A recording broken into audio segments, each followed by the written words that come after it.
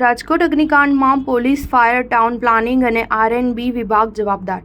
SITનો report. રાજકોટના અગ્નિકાંડની ઘટનામાં આખરે SITએ તેનો ડિટેલ રિપોર્ટ રાજ્યના ગૃહ વિભાગને સબમિટ કરી દીધો છે. 100 પાનાના આ રિપોર્ટમાં તમામ અધિકારીઓની પૂછપરછ કરવામાં આવી છે, જેમના સમયમાં બનાવ બન્યો છે. રિપોર્ટમાં ચોંકાવનારો ધડાકો એ છે કે આ ઘટના પાછળ રાજકોટ મ્યુનિસિપલ કોર્પોરેશન, પોલીસ અને માર્ગ મકાનની સંયુક્ત બેદરકારી છે. સીટના વડા અને સિનિયર IPS અધિકારી સુભાષ ત્રિવેદીએ જણાવ્યું હતું કે હજી પણ ઉચ્ચ અધિકારીઓની પૂછપરછ ચાલુ રહેશે.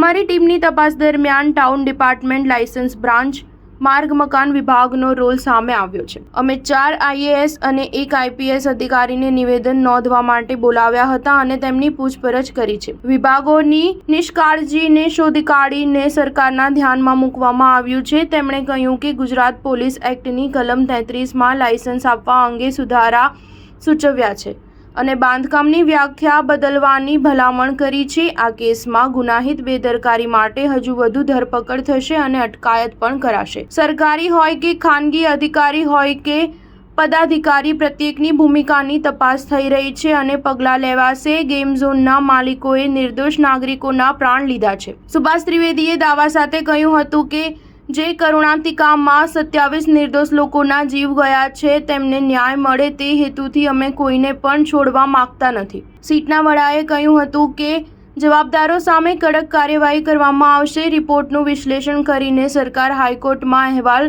સુપરત કરશે. અમને લાગે છે કે અલગ અલગ વિભાગના અધિકારીઓની બેદરકારી સામે આવી છે. સાથે સાથે અમે દુર્ઘટના બનવા પાછળના કારણો શોધી કાઢ્યા છે. સરકારને રિપોર્ટ આપી દીધો છે, પણ હજી વધારાની તપાસ હજી ચાલી રહી છે. સ્ટાર ન્યૂઝ 7 હંમેશા સચ્ચાઈની સાથે.